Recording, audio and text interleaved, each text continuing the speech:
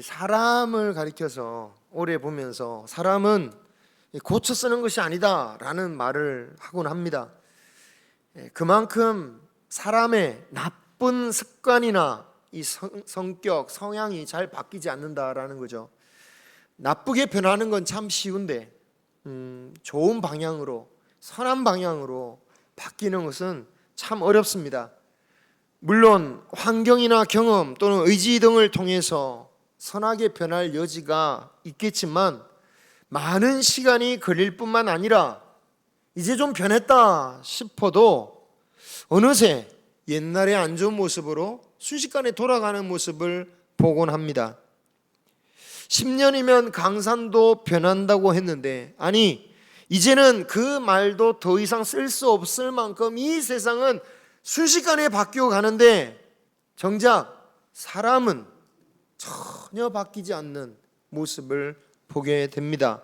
10년이 걸려도 20년이 지나도 평생을 걸쳐도 그 사람이 잘 바뀌지 않는 것을 보게 돼요.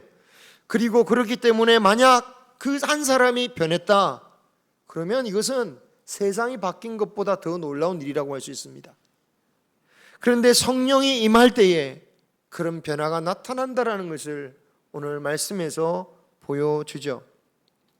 하지만 종종 예수님을 믿어도 사람의 성향이나 태도 자체가 변하지는 않더라라는 말을 하기도 합니다. 바울을 보라는 거죠. 핍박할 때도 그렇게 독하게 하더니 예수님을 믿을도 독하게 하는 것을 보면 믿는 대상만 달라졌지 사람의 기질은 별로 변한 것 같지 않더라라고 말하는 겁니다. 그런데 여러분, 아무리 내 자신은 변하지 않았다 할지라도, 안 변한다 할지라도 그래도 성령을 따라, 주인을 따라 살다 보면요, 우리도 알지 못하게 변하게 되는 겁니다. 당장은 바뀌지 않을지라도 결국 바뀝니다. 이전까지 아무리 나의 뜻대로, 나의 주가 나의 성격대로 살아왔다 할지라도 주인을 따르다 보면 그 주인의 성향을 따르게 된다는 거예요. 여러분, 집에서 기르는 개도요, 주인의 성격을 닮는다고 하죠. 그냥 떠도는 이야기 정도가 아니라 어느 정도 연구가 되어서 검증된 사실이기도 하다고 합니다. 폭력과 방관 속에서 유기되어졌던 개는 그토록 사납고 아주 성격이 못됐는데 좋은 주인을 만나게 되면 유순해지더라라는 거죠. 여러분, 본능으로 산다라고 보는 이 개조차도 주인에 따라 변한다고 하는데, 하물며 제자이자 자녀된 성도가 주인 대신 예수님을 따라 변하지 않는다? 있을 수가 없는 일이다라는 겁니다. 그렇습니다. 성령이 임하셔서 우리를 인도하신다라는 것은요, 단순히 삶의 방향만 바뀌는 것을 의미하는 게 아니라 우리의 삶의 태도마저도 바뀌게 되는 겁니다. 거칠은 마음에서 어떤 마음으로? 온유한 마음으로. 인내하지 못하는 마음이 어떻게? 인내의 마음으로. 용납하지 못하던 그 마음이 용납하는 마음으로. 절제하지 못하던 마음이 절제의 마음으로. 누군가를 사랑하거나 동정하지 못했던 그 마음의 사랑과 긍휼이 성령이 임할 때에 나타난다라는 거예요.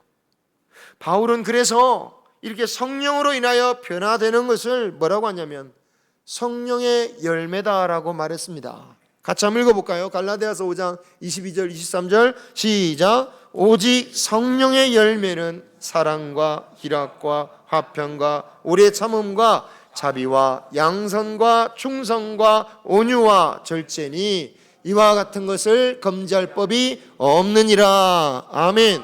여러분, 집주인이 바뀌었다 생각해 보십시오. 집의 형태는 똑같습니다. 하지만 들어가 보면 그 주인에 따라서 인테리어, 가구, 시스템 이런 모든 것들이 바뀌어지는 것을 보게 돼요. 뭐 안 좋게도 변할 수 있지만 더 효율적으로 이렇게도 사용할 수 있었네. 여러분, 물론 안 바뀌는 경우들도 있습니다. 이전에 집주인이 너무너무 멋지게 했어요. 이 예전 주인이 맞았다는 거예요. 그러면 이대로 살자. 직장의 상사가 바뀌어 새로운 방식으로 이끌려고 하는데 직원들이 만약에 예전에 하던 방식대로 고집한다. 그렇다면 그것은 아마도 새로 온 그 상사, 직장 상사를 인정하지 않기 때문이거나 아니면 옛 상사의 방식이 훨씬 더 좋다라고 생각하기 때문일 겁니다. 그렇게 되면 그들은 결국 상사가 아무리 바뀌어도 그들이 내놓을 수 있는 결과물은 똑같은 것을 내놓게 될 겁니다. 예전 방식 그대로 하니까. 무슨 말입니까? 사실상 직장 상사가 교체된 게 아무런 그들에게 의미가 없었던 일이다라는 거예요. 아무런 부질없는 일이었다라는 거죠. 이게 무엇을 말합니까? 예수님을 믿었는데 내가 만약 전혀 변화가 일어나지 않는다? 이건 우리의 취향의 문제가 아니다. 오히려 본질적인 문제에 더 가깝다라는 거예요. 어떤 본질입니까? 혹시 나의 집주인이 변하지 않은 것은 아닌가? 옛 주인을 더 사모하고 옛 주인을 더 따르는 것은 아닌가? 예수님이 들어왔다고 하긴 하는데 예수님은 손님일 뿐 나라는 이 존재에 영향을 미칠 만한 그런 존재가 되지 못한다라는 거죠. 여러분, 주인에 따라 변한다는 것은요, 나의 성격, 나의 기호와는 별 상관이 없는 경우가 많습니다. 똑같은 직원이라도 어떤 주인 밑에 있느냐에 따라서 완전히 달라지는 것을 보게 됩니다. 어떤 가게를 들어가 보면 직원들이 하나같이 다 친절해요. 특히 대기업에 가보십시오. 대기업 직원들 보면 되게 친절해요. 또 그런데 어떤 가게 가면요, 어떻게 그렇게 직원들이 하나같이 쌀쌀맞은지, 얼마나 불친절한지. 어쩌다 보니 그런 친절한 사람들끼리만 모인 직원이 모인 게 아닙니다. 어쩌다 보니 불친절한 사람들끼리만 모여서 모인 게 아닙니다. 직원을 관리하는 주인에 따라 다른 거죠. 교회도 그런 것 같아요. 교회도 제가 이제 예전부터 많이 이제 교회를 다녔지만 교회 분위기가 확실히 목사님에 따라서 좀 많이 좀 결정이 되는 것 같아요. 정말 그 목사님에 따라서 어느 교회는 그냥 이렇게 쭉 쳐져가지고 그냥 힘이 없는 교회도 있고, 어떤 교회는 그렇게 은혜가 넘치는 교회가 있어요. 그래도 우리 성도님들은 다른 분이 오시면 오히려 힘을 내시는 것 같아서 감사하긴 한데 여러분, 어떤 부모님이요, 자기 딸이 알바하는 직장을 가봤습니다. 깜짝 놀랐답니다. 우와, 우리 딸이 이렇게 친절했어?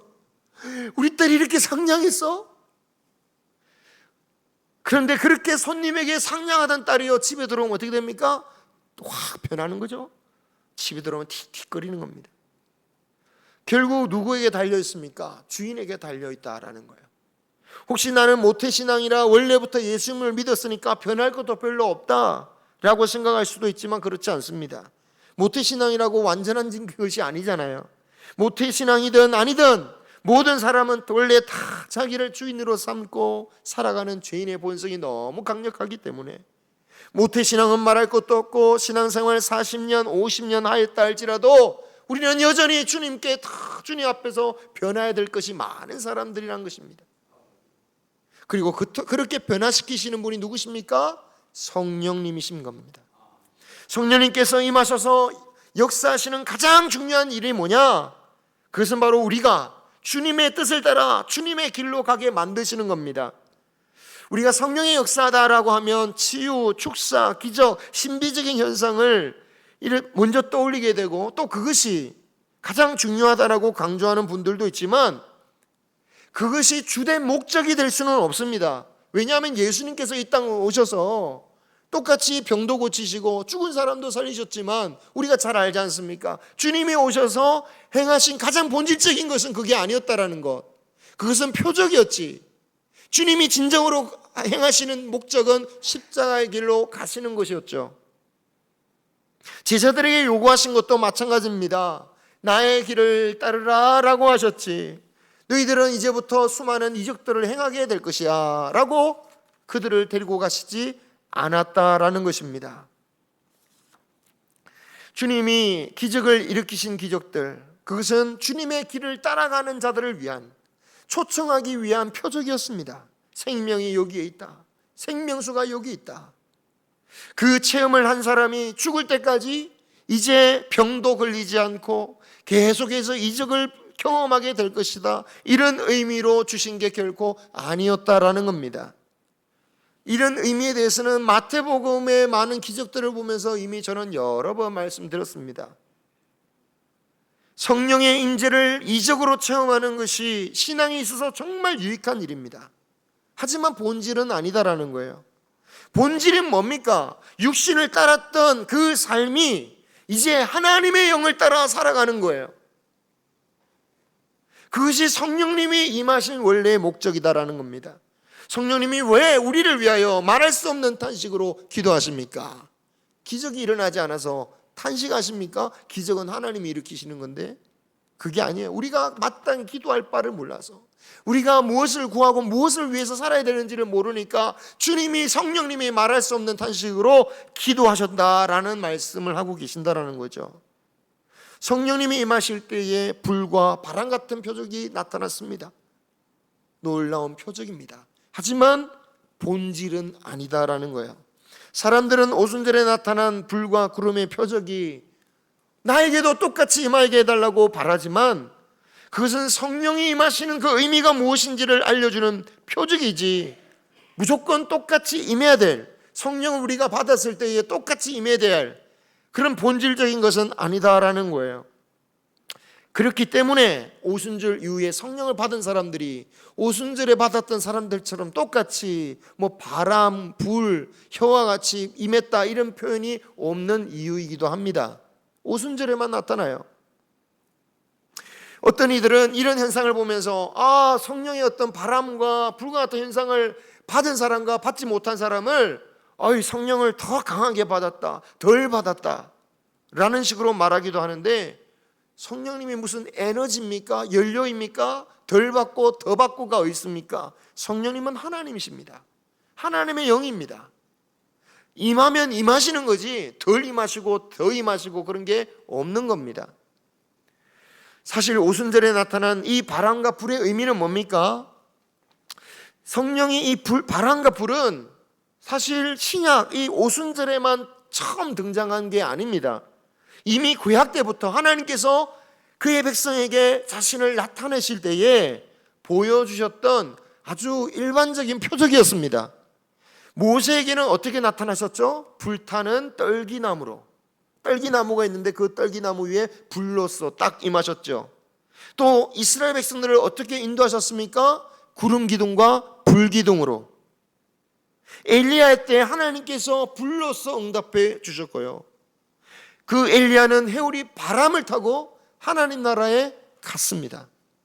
그러니까 불과 바람이라는 것은 성령이 임하셨다라는 것이 어떤 의미냐? 결국은 성령이 임하셨다는 것은 하나님이 임하신 것이다. 뭐 에너지가 오고 어떤 다른 게 아니라 하나님이 임하신 것이라는 것을 나타내는 표적이라고 할 수 있습니다.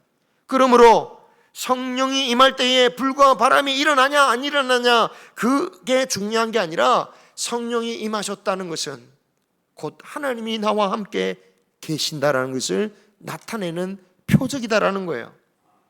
이런 의미보다 이 현상, 나타나는 현상에 집착하게 될 때 이상하게 적용하는 경우를 보게 됩니다. 하지만 우리가 붙잡아야 할 것은 그 현상이 아니라 불로서 임하셨다라는 것이 곧 성령이 하나님이시며 하나님이 나에게 임하신 것이다라는 것을 믿는 것입니다. 그리고 그 성령을 통하여 주님이 세상 끝날까지 너희와 항상 함께하리라 라고 하셨던 말씀이 그대로 이루어진 거죠. 그 예수님이 바로 너희와 함께하리라 라고 하셨던 그 말씀이 이 성령을 통하여 이루어진 것입니다. 그리고 성령이 임하신 것이 곧 하나님께서 임하신 것이라면 굉장히 중요한 사실을 말하고 있는 거예요. 성령이 임하신 것이 하나님이 임하신 것이라면 성령 받는 것은 우리 성도에게 선택사항입니까? 아닙니까? 아니다라는 거예요. 아니 하나님과 함께하는 것이 어떻게 선택사항이 될 수 있습니까?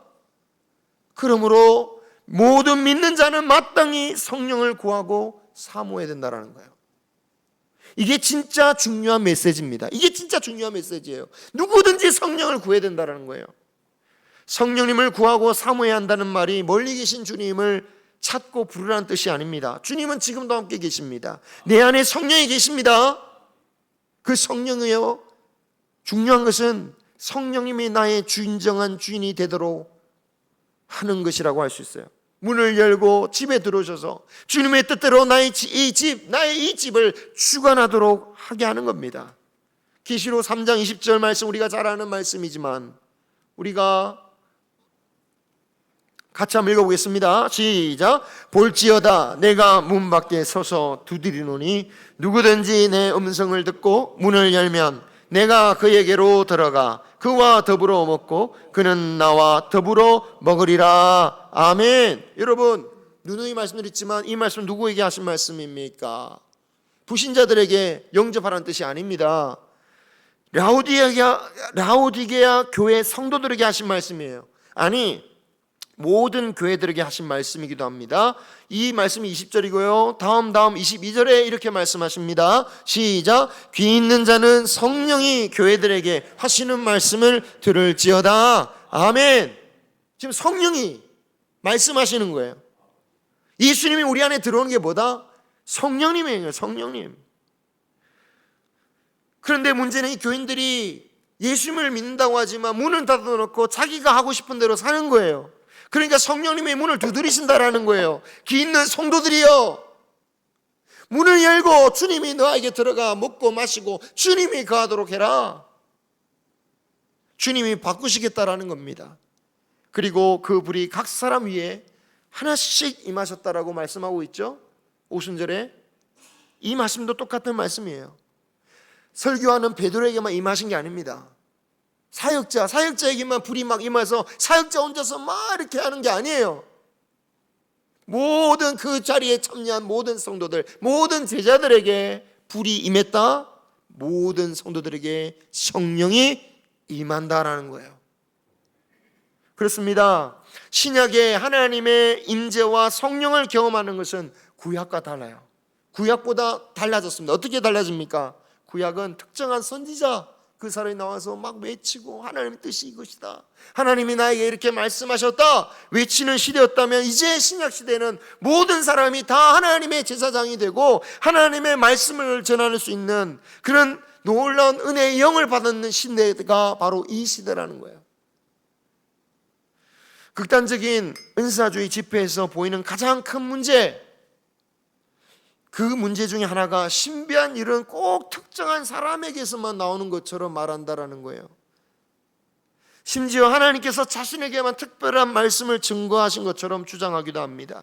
그리고 거기서 선을 더 넘어서서 자신의 말은 성경에 기록된 말씀보다 더 직접적인 하나님 말씀인 것처럼, 더 권위가 있는 것처럼 주장하는 사람들이 있어요. 그렇게 자신의 말을 절대화시키는 거죠. 그런데 이것은 각 사람들에게 임하는 성령의 역사를 부인하는 것이나 다름없습니다. 그리고 이단들이 하는 전형적인 방법이죠. 그런 식으로 특별한 예언자로서만 하나님의 말씀이 전해지는 것은 구약시대로 하나님의 역사를 거꾸로 돌리는 것입니다. 우리는 기억해야 됩니다. 신약시대에는 특정한 한 사람만이 하나님의 영을 경험하는 시대가 아닙니다. 모든 믿는 자가 하나님의 영을 경험하는 시대입니다. 성령이 역사하지 아니하시면 사실은 우리가 믿음의 고백도 못하는 거예요.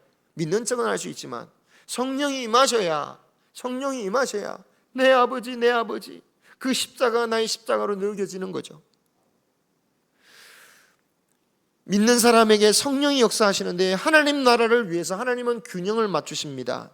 바울은 어떤 사람에게는 예언함의 은사를 받았다면 어떤 사람에게는 영들을 분별하는 은사를 받았다라고 말씀하세요. 한번 고린도전서 12장 9절 10절 말씀 같이 읽겠습니다. 시작. 같은 성령으로 어떤 사람에게는 예언함을, 어떤 사람에게는 영들 분별함을, 다른 사람에게는 각종 방언 말함을, 어떤 사람에게는 방언들 통역함을 주시나니. 아멘. 이 성령을 받는다고 해서 다 똑같은 은사를 받는 건 아니고 이렇게 다양한 은사 속에서 균형을 맞춰 가십니다. 이 균형을 맞추는 이유가 뭐라고요? 이 은사들을 위해서, 이 은사들을 통해서 하나님 나라를 온전히 세우시기 위해서예요. 그 목적을 잘 보여주는 게 오순절 성도들에게 임한 방언입니다. 그들이 한 방언은 아무도 못 알아듣는 자기만의 어떤 막 주술 같은 막 그런 방언이 아니라 다른 외국 사람들이 말하는 외국어였어요. 그래서 외국에 흩어진, 그래서 외국에 사는 그 유대인들이 자신이 난 곳에 말을 하는 것을 보고 깜짝 놀랐다는 거죠. 왜 하나님은 방언을 외국어로 주셨던 것입니까? 당연히 하나님의 말씀을 그들의 말로 전하라는 거죠. 그러니까 하나님의 말씀을, 영광을 그들의 말로 전하니까 사람들이 놀라서 찾아온 거 아닙니까? 자, 이 모든 것을 볼 때에 성령, 하나님의 영을 모든 사람에게 주시는 이유가 뭡니까? 하나님의 나라를 이루라는 거예요. 한두 사람이 외치고 그래서 많은 사람, 무지한 백성들을 이끌면서, 그리고 그 사람은 신격화되어서 그 사람을 무작정 따라가는 그런 교회가 될 게 아니라 모두가 성령님의 인도하심으로 십자가의 길로 가는 사람으로 변화되어서 그러한 성도들을 통하여 세상에 하나님 나라를 세워가도록 만드신다는 거예요. 이걸 잘 이해해야 됩니다. 그러니까 오늘 한국교회의 역사에도 그러한 성령님의 뜻으로 온 교회가 정말 하나님 나라를 이루어 갔던 시절이 있었죠. 그 계기는 1907년 평양 대부흥회 때였습니다. 사실 그때 이 1907년도에는 이미 선교사님들이 들어온 지도 10년 이상 지난 때였습니다. 복음이 전해졌고 예수 믿는 사람들도 적지 않았습니다. 하지만 신앙생활을 가만히 보면 도저히 그리스도인이라 할 수 없었다라고 그때 캐나다 출신 하디 선교사님이 말했다고 해요. 처음으로 이 땅에 왔더니, 교회 부흥이 됐다고 해서 왔더니, 그래서 여러 교회를 방문해 보니까 일단 주일조차 제대로 지키는 사람이 안 지키는 건 너무 많더래요. 그냥 급하면 그냥 예배 안 드리고 그냥 자기 볼일 다 보고, 성도들끼리 막 치고받고 싸우지를 않나, 교회에 재정 문제가 막 심각하게 일어나질 않나, 막 횡령을 하고, 또 어떤 교회 갔더니 교회들끼리 모여가지고 무당을 불러다가 구판을 벌이는 것까지 봤다는 거예요. 그래서 기가 막혀서 할 말을 잃고 선교사님 속으로 이런 생각을 했답니다. 이 민족은 이런 고급스러운 신앙을 믿기에는 좀 열등한 민족인가 보다.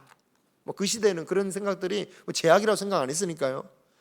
이 사람들은 제대로 믿을 존재가 아니야.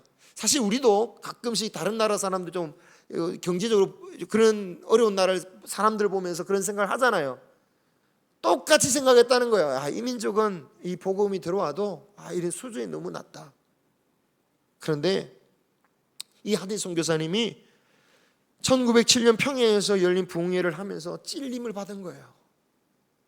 내가 이런 나쁜 생각을 가지고 사랑하지 못하고 그들을 받아들이지 못하는 생각으로 저들을 열등하다 생각했던 내 자신을 회개합니다. 그 공개적으로 회개했을 때 성령이 임하면서 그 집회로부터 전국으로 회개의 불길이 일어나면서 그때부터 부흥의 불길이 임하였던 것입니다.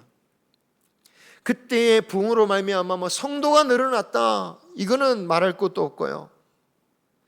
종교적인 열심뿐만 아니라 성도들의 삶이 변하기 시작했다라는 거예요. 성도들끼리 아끼며 돌보며 사랑하는 것은 말할 것도 없고, 시어머니를 그렇게 미워하던 며느리가 시어머니에게 가서 용서를 구하고, 며느리를 미워했던 시어머니가 며느리에게 가서 용서를 구하는 일이 일어나고, 예수님을 믿으면서도 돈 빌려가지고 갚지 않는 것을 그냥 대수롭지 않게 여기던 그런 사람들이 어떻게든 돈을 마련해서 빚을 준 사람에게 찾아가서 용서를 구하며 빚을 갚는 역사들이 교회 안에서 일어났다라는 거예요. 성령이 임하셔서 이루고자 하는 일들이 무엇인지를 우리는 알아야 됩니다. 병 고치고 귀신 쫓고 쓰러뜨리고, 그것은 표적입니다. 놀라운 일입니다. 그런데 그건 누가 하시는 겁니까? 하나님이 하시는 거잖아요. 하나님이 못하셔서 안 하는 것이 아닙니다. 그런데 그건 표적이에요. 진짜 하나님께서 원하시는 건 무엇입니까? 우리가 그 주님을 받아들이고 그 주님 받아들인 주님을 나의 주인으로 삼아 내가 변하는 거죠. 내가 주님 아멘 하며 내가 주 앞에서 변화되는 삶. 여러분, 기적이 일어난다고 하나님 나라가 세워지는 거 아닙니다. 교회당이 세워진다고, 더 나아가 기적과 교회로 말미암아 사람이 꽉꽉 차고 있다고 하나님 나라가 세워지는 건 아닙니다. 오병이의 기적을 통해서 수많은 사람들이 모여서 떡을 달라고 주 앞에 나왔다고 해서 부흥되는 게 아니라는 거예요. 진짜 부흥은 무엇입니까? 우리가 성령으로 하나님의 백성으로 거듭나여서 십자가의 길을 걸어가며 그 변화된 삶을 살아갈 때에 그 모임 가운데, 그 교회 가운데 하나님의 나라가 세워지는 거예요. 그래서 성령이 임하셔서 우리를 변화시키는 일을 하신다라는 겁니다. 이것이 예수님께서 우리에게 하라고 하셨던 주기도문의 뜻이에요. 하늘의 뜻이 이 땅에서 이루어지게 없어서 우리에게 죄 전제를 사하여 준 것 같이 우리의 죄를 용서하여 주옵소서. 이게 뭡니까? 내가 변화되는 거예요. 내가 변화돼서 하나님 나라의 백성으로 살아가는 것, 그런 사람들의 모임이 하나님의 나라가 되는 것입니다. 그리고 이것이 예수님을 이 땅에 보내신 하나님의 뜻이고 십자가를 지게 만드셔서 우리를 구원하신 목적인 거죠. 성부, 성자, 성령 하나님은 이처럼 이 뜻을 가지고 우리를 구원하시고 인도하시는 것입니다. 예수님이 진정으로 주인 되어서 나의 삶이 주께 변화되고 하나님의 나라를 세우는 우리의 가정과 교회가 되기를 소망합니다. 교회 이름을 유지하고 버티고 이것으로 하나님의 교회가 되는 게 아니라 우리 안에서 하나님의 나라를 진정으로 세워가는 저와 여러분이 되시기를 주님의 이름으로 축원합니다.